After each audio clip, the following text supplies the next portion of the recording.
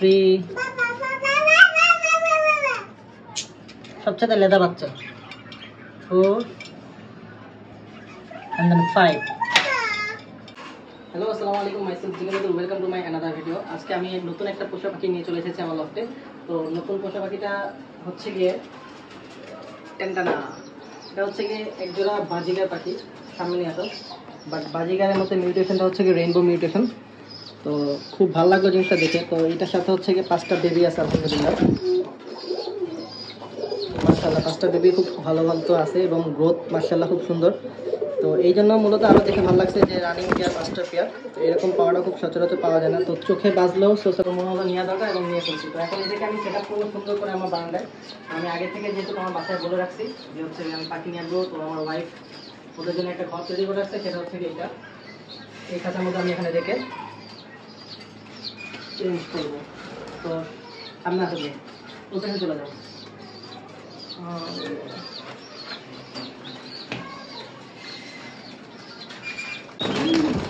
যাও যাও যাও যাও যাও যাও যাও যাও যাও।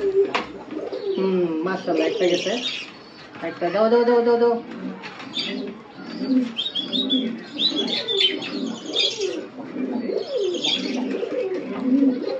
মেলটা গেছে মূলত, হ্যাঁ। দাও এদিকে ইয়ে দাও।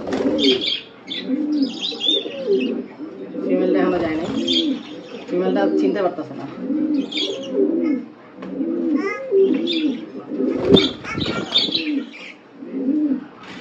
মেয়ে মানুষ যে আসলে পেছানোর স্বভাবের হয় এটা পাখিতে দেখলে বোঝা যাচ্ছে।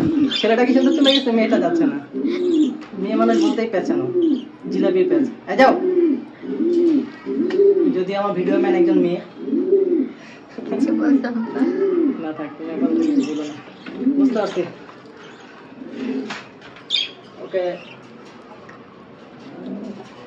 এটা একটু উঁচু দাও।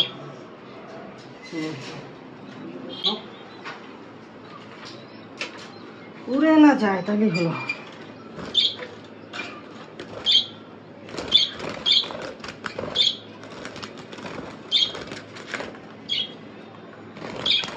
আমাকে বাইট করতে পারে।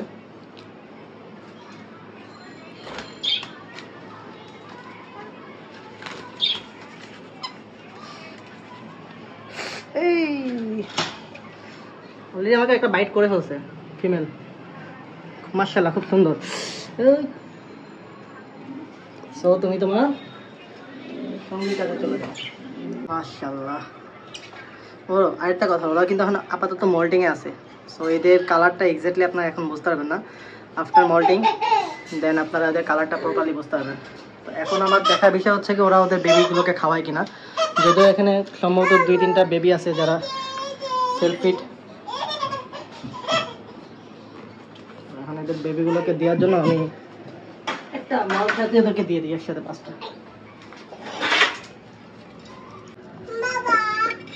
1 2 3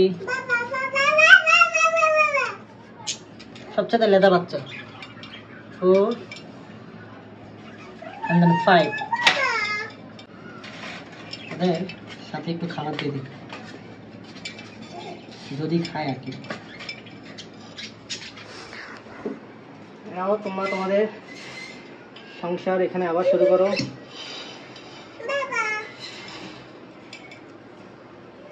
আরেকটা গুড নিউজ, আমার ওরিয়েন্টাল জোড়া আজকে একটা ডিম দিতে এসে দেখি, মাশাআল্লাহ মাশাআল্লাহ।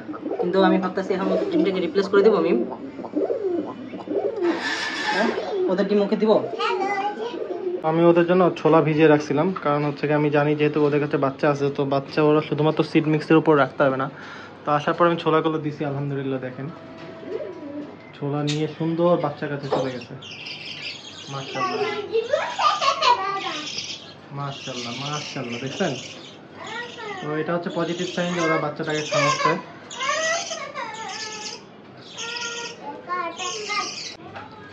মাশাআল্লাহ, পানি খাবার সবকিছু ওরা ঠিকঠাক মতন খাচ্ছে।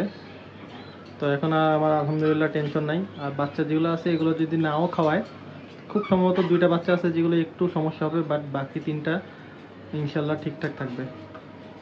সো আল্লাহ হাফেজ, সবাই ভালো থাকবেন, সুস্থ থাকবেন, টাটা।